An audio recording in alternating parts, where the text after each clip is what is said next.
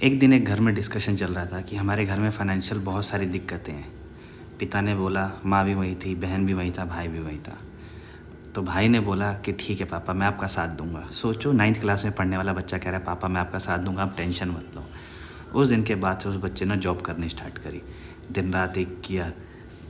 School से आने के बाद में पार्ट टाइम काम करने लगा, नाइट में काम करने लगा, कॉलेज में काम करने लगा और ऐसे टाइम बीतता गया। धीरे धीरे घर की स्थिति सही होने लगी, सब चीज़ें अच्छी चलती गई, बहुत कुछ होता गया। लाइफ में हम आगे बढ़ते गए और आगे बढ़ते बढ़ते एक दिन ऐसा आया कि एक अच्छी जगह पहुंचा। और जॉब के लिए जो स्ट्रगल हुए बाद में, पढ़ाई के बाद में बहुत दिक्कतें हुई उसमें। कुछ समय बाद लड़के ने अपना एक काम स्टार्ट किया, लेकिन काम स्टार्ट करने कुछ महीने बाद ही उसका पैर टूट गया, फ्रैक्चर हो गया। लेकिन कोई उसकी प्रॉब्लम को नहीं समझा कि क्या हेल्प करनी चाहिए उसकी या हमें कैसे हेल्प करनी चाहिए। तो क्या किया उन्होंने, हेल्प करने बजाय कि तुझे तो बस अपने काम की पड़ी रहती। वो लंगड़ा लंगड़ा के जाता, अपने कस्टमर अटेंड करता, अपने मार्केट भी जाता, सारा सामान लेता। इसी समय बीतता गया। करते करते उसने अपनी शादी खुद करी, अपनी बहन की शादी खुद करी, अपना घर बनाया जिसमें वो रहते भी नहीं, अपने माँ बाप के लिए हर चीज़ अपने माँ बाप के लिए करी। उसकी बीवी आई, उसने भी हर चीज़ अपने पति के माँ बाप के लिए करी, दिल खोल के। लेकिन होता है ना, कहते हैं कि प्यार अंधा होता है, लेकिन प्यार में लोग अंधे होते थे। पहली बार देखा। जो बच्चे दिन रात काम करते थे उनका दुख दर्द कभी दिखा ही नहीं। एक तरफा प्यार क्या होता है, उससे लाइफ लोगों की ख़राब हो जाती है। लेकिन आज उस स्टेज पे आ गया है वो बंदा कि उसको चाहे कितना मर्जी दुख हो, कितनी मर्जी चीज़ें हो, वो अब उस दर्द को ना अपनी ताकत बनाना सीख गया। तो ताकत बनाने के लिए उसने क्या किया, टेंशन नहीं ली। टेंशन तो होती थी, लेकिन उस टेंशन से उभरने के लिए एक ही चीज़ समझ में आई कि वर्कआउट करना शुरू करो। अपना जो स्ट्रेस, अपना जो एंजाइटी, अपना जो डिप्रेशन है, सारा का सारा वहाँ डालना शुरू करो। तो वहाँ डालना सारा शुरू किया। अब उससे हुआ क्या कि वो पेन तो नहीं जा रहा था, लेकिन ओवर द टाइम वो धीरे धीरे कम हो रहा था। अब कैसा हो गया कि एक तरफा जब आप प्यार करते हो ना किसी को, तो आपको एक ही का दर्द दिखाई देता है, बाकी सब आपके लिए इग्नोर हो जाता है। आप सच झूठ में फ़र्क करना भूल जाते हो। आपको ऐसे लगता है कि एक ही बंदा सच बोल रहा है, दूसरा तो झूठ ही बोल रहा होगा। और आई एम श्योर ऐसा बहुत से लोगों के साथ होता है। ये कोई मेरी रियल कहानी नहीं है, बस मैं आपको एक कहानी सुना रहा हूँ। बहुत लोग हो सकता है इससे रिलेट करेंगे। आजकल मुझे लगता है कि लड़कियों से ज़्यादा लड़के जो हैं पेन में हैं। उनके मेंटली जो सोशल रिलेशनशिप है वो ख़राब हो चुके हैं, मेंटली वो ज़्यादा डिप्रेस्ड है। एक दिन ऐसा आया कि उस लड़के की जॉब चली गई।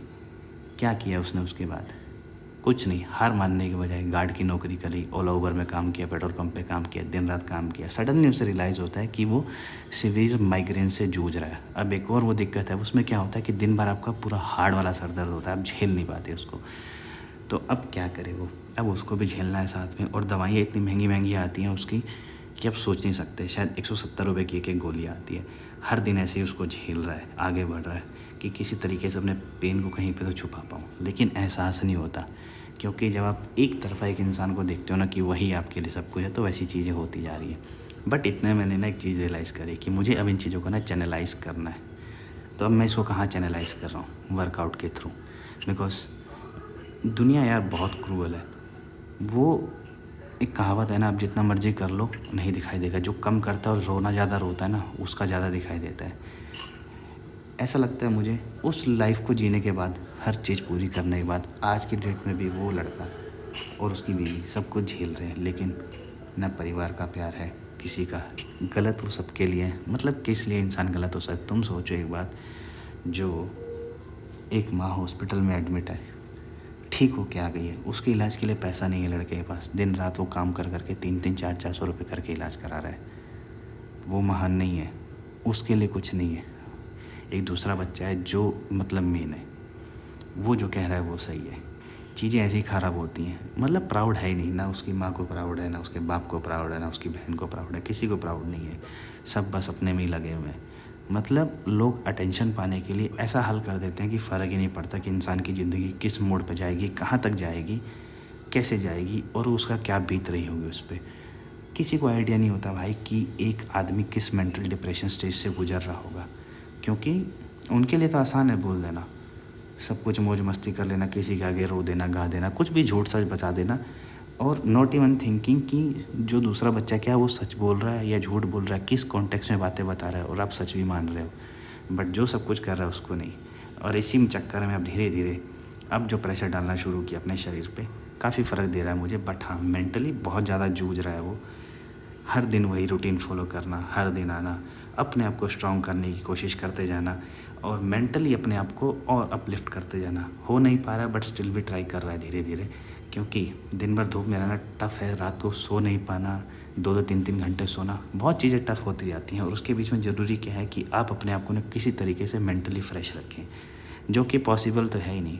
कहानी शायद लंबी हो सकती है बट ये एकदम रियल चीज़ है, बट मेरी कहानी नहीं है, मेरे से मत रिलेट करना इसको, क्योंकि जो पेन होता है ना वो कोई देख नहीं पाता। स्माइल के पीछे आदमी हमेशा उसको छुपा के रखता है और जब आप एक तरफ़ा किसी को देखते हो ना, जब सही गलत की पहचान करना भूल जाते हो तो चीज़ें ख़राब होती चली जाती हैं। आजकल हर किसी के साथ ऐसा ही हो रहा है, चीज़ें ख़राब ही होती जा रही हैं। लेकिन जो मज़ा है ना उस दर्द के साथ में इन सबको करने का, वो अलग ही है, क्योंकि सब कुछ चला जाएगा लेकिन आपकी मेहनत कहीं नहीं जाएगी। हो सकता है लोग आपको बोल दे कि भाई, जो दूसरों के साथ गलत करता है उसका गलत ज़रूर होता है। आपको ही लोग उसमें गलत ठहरा देंगे लेकिन आप गलत नहीं हो, ध्यान रखना इस बात में। साथ भी हो सकता है लेकिन तुम्हें फॉलो करना पड़ेगा मेहनत करके पूरी की पूरी। अभी इतना ज़्यादा वर्कआउट करके आया हूँ तो न्यूट्रिशन भर-भर के चाहिए और न्यूट्रिशन के लिए क्या चाहिए होता है आपको? एनर्जी किससे आती है? कार्ब्स से, नॉट प्रोटीन। तो अपने को ढेर सारा कार्ब्स लोड करना भी। मेरे पास वैसे मेरा 20 डेज़ का स्टैक आ चुका है। हँसना मत देख के, बट भाई आई ईट इट फॉर कार्ब्स। मुझे कार्ब्स चाहिए और सस्ते चाहिए, क्योंकि कार्ब्स जब लेने जाओगे तो 100 रुपए का आता है और ये 100 रुपए में महीने भर का स्टैक आ जाता है, 10 दिन का स्टैक आ जाता है। बनाता हूँ सत्तू।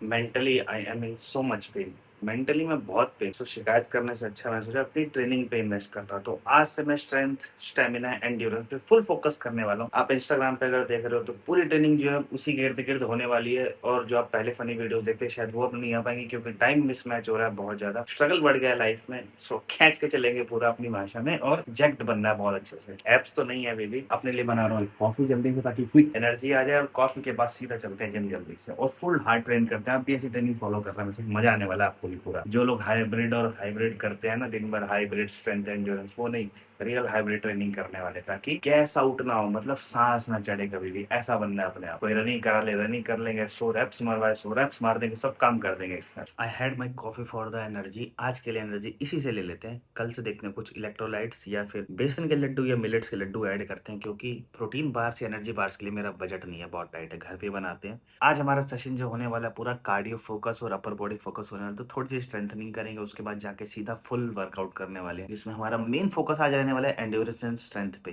उसी पे फोकस करेंगे। चलो जल्दी चलते हैं, फुल टू रेडी होके। रेडी होना जरूरी है, क्योंकि रेडी होके जो अच्छा फील आता है ना वो कहीं और नहीं आता।